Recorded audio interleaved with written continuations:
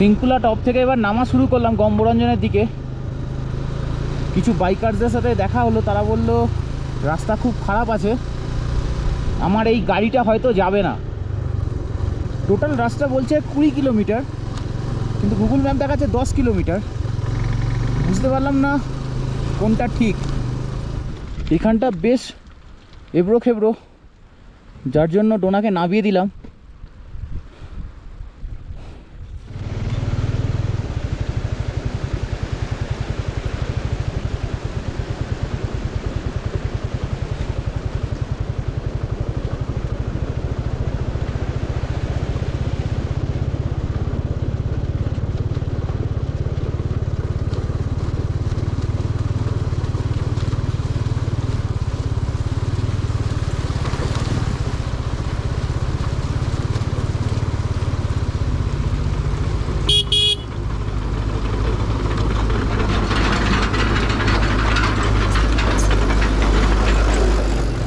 কিছুটা রাস্তা ভালো, কিছুটা রাস্তা কালো, এইভাবেই চলেছি আপাতত। সেই গাড়িটা চলি, এখন এদিকে থাকি।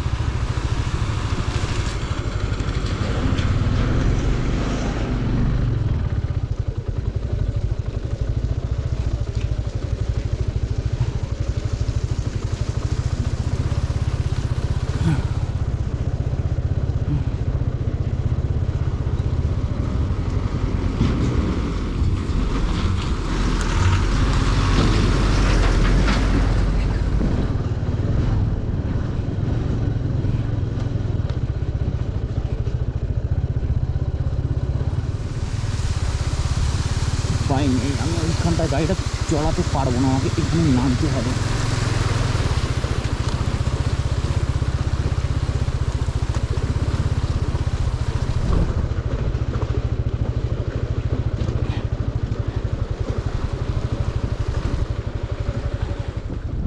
এখানকার পাথরগুলো দেখো কেমন আঁশ আঁশ টাইপের, স্কেল টাইপের কেমন।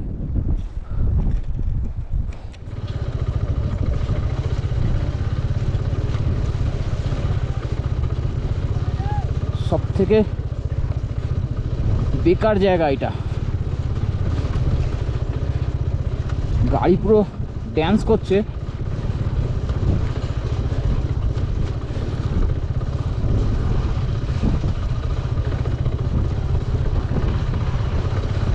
তো আর অফরোডিং দেখাবো, বাপরে বাপ।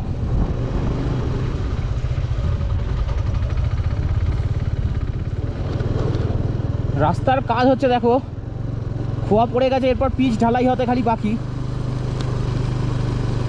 আর 1 বছরের মধ্যে গম্বরঞ্জন যাওয়ার ভালো রাস্তা হয়ে যাবে। 2-4টে জায়গা প্যাচেস থাকবে, কারণ নদীর পাহাড়ি ঝর্ণাগুলো রাস্তার উপর দিয়ে যাচ্ছে বলে রাস্তা ফাটিয়ে দিচ্ছে। আর এ দেখো এখানে পিচও পড়ে গেছে, ও শান্তি। ভালো রাস্তাটা শেষ হওয়ার পর এটা শুরু হলো। এটা দিয়ে বাইক তবু চালানো যাবে, পিলিয়ার নিয়ে কোনো অসুবিধা হবে না।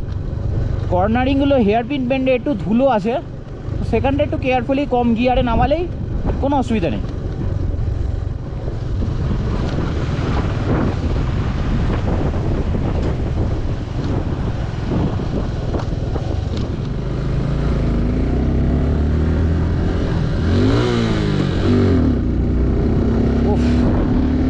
অবশেষে ভালো রাস্তা পেলাম। নতুন পিচ ঢালা হয়েছে, 2-3 দিন হয়েছে সবে।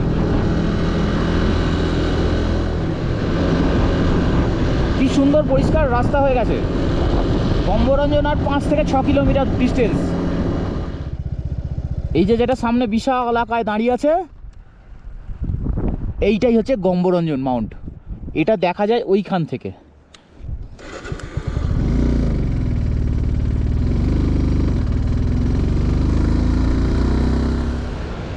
ওই যে টেন্টগুলো, আর এইখানে দাঁড়িয়ে আছে বিশাল আকায় মাউন্ট গম্বরঞ্জন।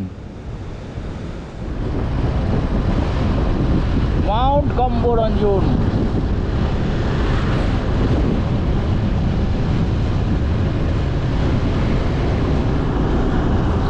এখানে প্রচুর টেন্ট আছে, ওনারা একটা টেন্টে একটু চা ফা খেতে হবে আমাকে।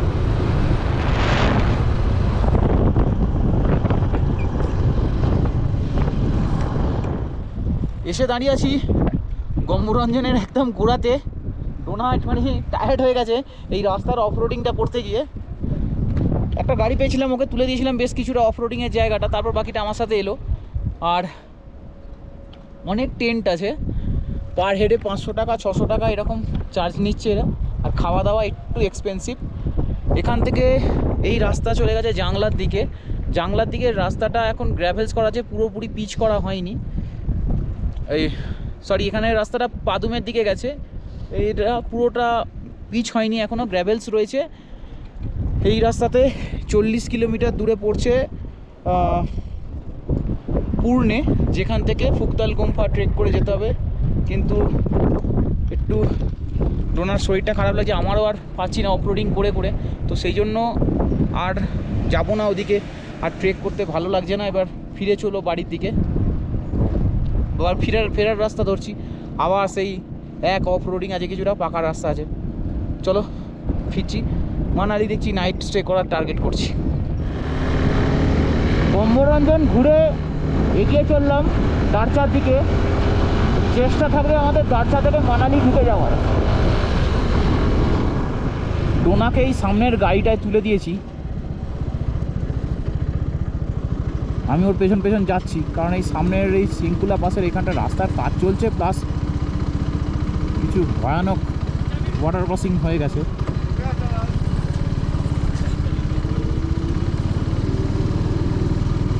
দেখতেই পাচ্ছ কীরকম, আরও আছে আগে। ওইটা হচ্ছে মাউন্ট গম্বরঞ্জনের পিছন দিকটা, দেখে মনে হয় স্ট্যান্ড অ্যালোন পর্বত, কিন্তু তা নয়, কিন্তু দেখে নাও তোমরা। এই যে ডোনা যাচ্ছে,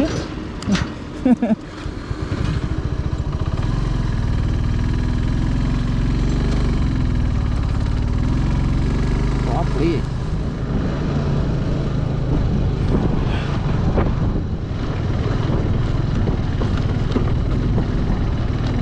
মোমেন্টাম লস করা যাবে না, কিন্তু খুব বেশি জোরেও চালানো যাবে না।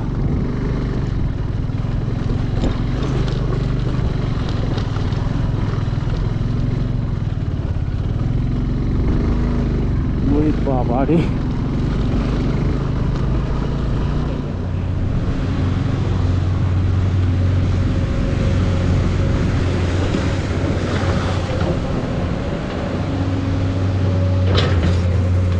বাপরে, যেন গঙ্গোত্রী হিমবাহ থেকে, গোমুখ থেকে গঙ্গা বেরোচ্ছে।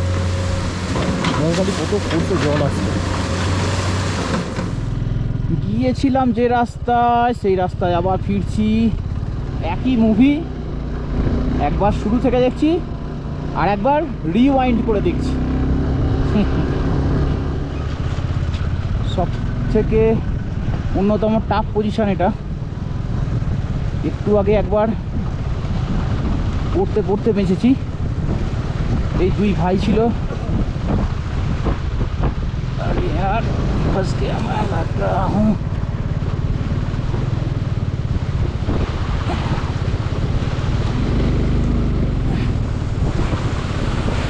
जय श्री राम।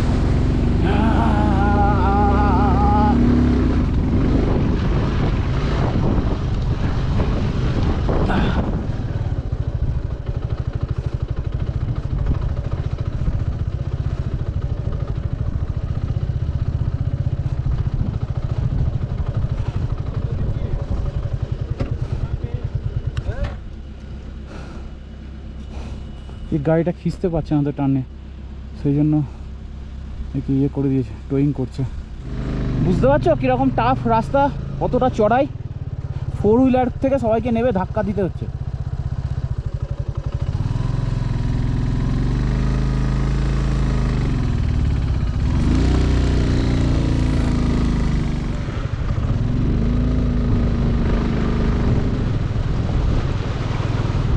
সকালবেলা যে ঘোড়ার দলটাকে আসার সময় দেখেছিলাম, তারা এখন যাচ্ছে।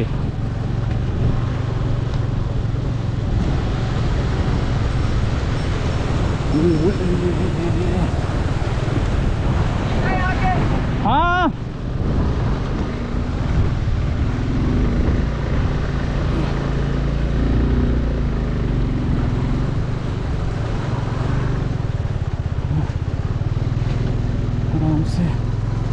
आराम से জ্বালা হয়ে গেলে জলের ফোর্স বেড়ে গেছে।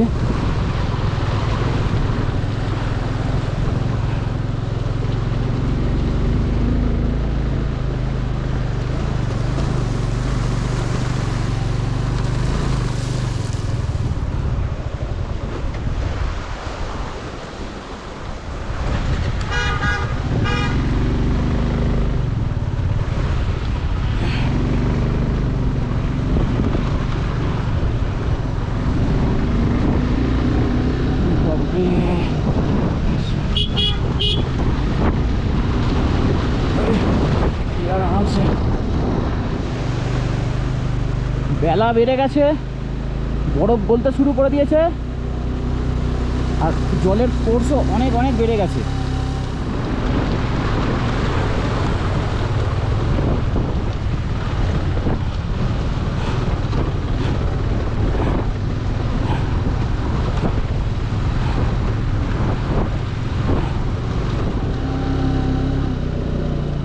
ফাইনালি আবার শিংকুলা টপে বেশি দাঁড়ালাম। আর এখানে দাঁড়িয়ে ছবি তোলার কিছু নেই, এবার সোজা নিচের দিকে রওনা দেবো। গাড়িটা একটু ঠান্ডা করে নিই। भैया आज तो ये भैया आज मदद किया हम लोगों को, थैंक यू, बहुत बहुत शुक्रिया। वो आगे जो बड़ा वाटर क्रॉसिंग है ना, वहाँ पर सुबह गाड़ी अटक गया था मेरा, वहीं तक से ड्रॉप कर, तो उसके बाद तो रास्ता ठीक है, एक ही वाटर क्रॉसिंग मिलेगा वो आगे में एकदम। हाँ जी, तो एटा हलो पालकी ढोना, कैसा लगा ये पालकी का सफर? ले एक फोटो लेने के साथ में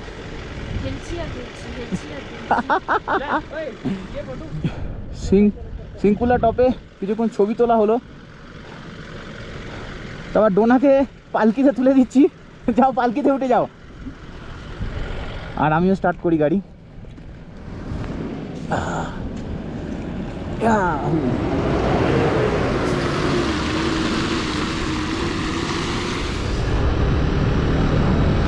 নেমে চললাম নিচের দিকে, এখান থেকে 39 কিলোমিটার, বাজলো 3টে, আর দারচা থেকে মানালি হচ্ছে 100 কিলোমিটার।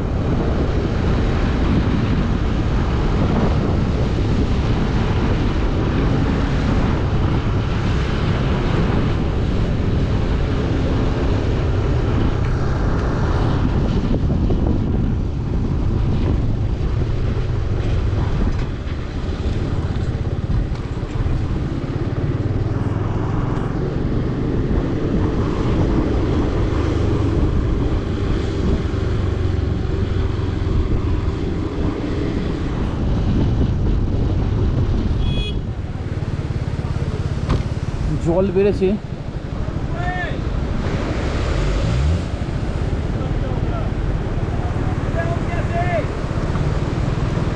अरे हटो यार,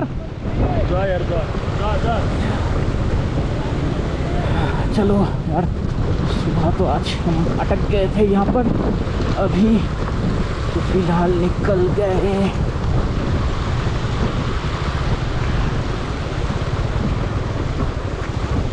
एकदम आस्ते आस्ते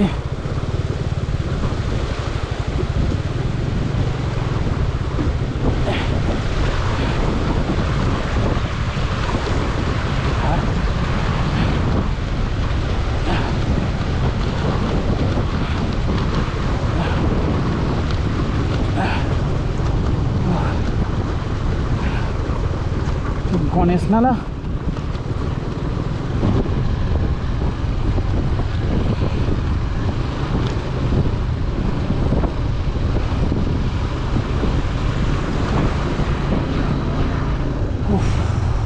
ডোনাকে ওই সামনের গাড়িটায় তুলে দিয়ে কিছু না হলে আমার টাইম সেভ হয়েছে অনেক।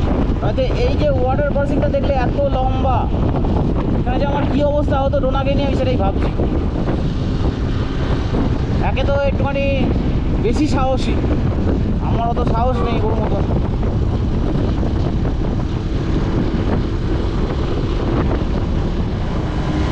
ফাইনালি ওই লাস্ট যে ওয়াটার ক্রসিংটা ছিল, যেটাতে সকালবেলা উঠতে গিয়ে টোনা জুতো ভিজে গেছিলো, সেটা ক্রস করার পর টোনা নেমে পড়লো গাড়িটা থেকে। সত্যিই যে হেল্প করেছিল খুব ভালো।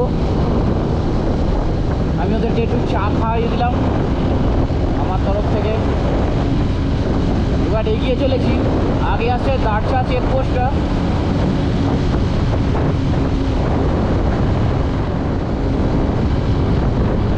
সকালবেলা যখন এখান দিয়ে যাচ্ছিলাম তখন বৃষ্টি পড়ছিল, মেঘলা ওয়েদার চারিদিকে, আর এখন খটখটে রোদ। এই যে মানালি 100 কিলোমিটার। আর এই যে জায়গাটা পার করলাম, এইখানে পার করার সাথে সাথেই টাওয়ার চলে আসে।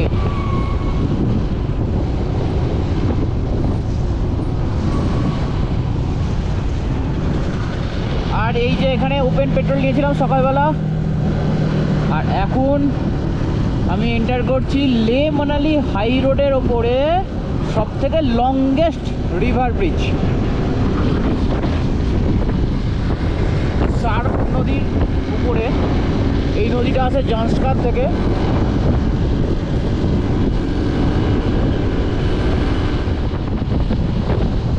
এবার আগে আসবে কেলং, তারপর টান্ডি, আর সেখানে গিয়ে ফুল করব আমার জিক্সারের ট্যাঙ্কি।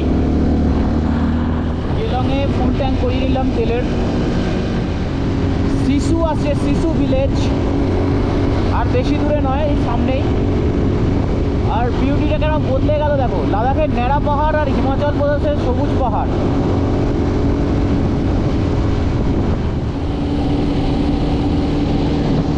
সামনেই অটল টানেল আসছে, আর ওই যে অটল টানেলের নর্থ পোর্টাল গেটটা।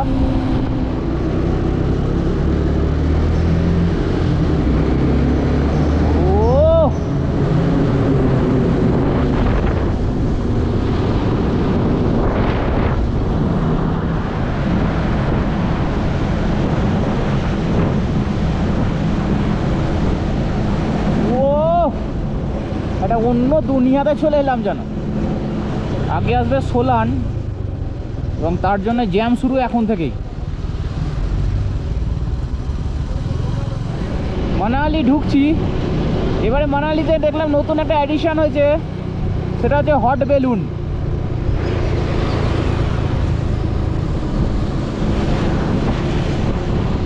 ও সোলান থেকে মানালির এই জ্যামটা মাথা খারাপ করে দেয়।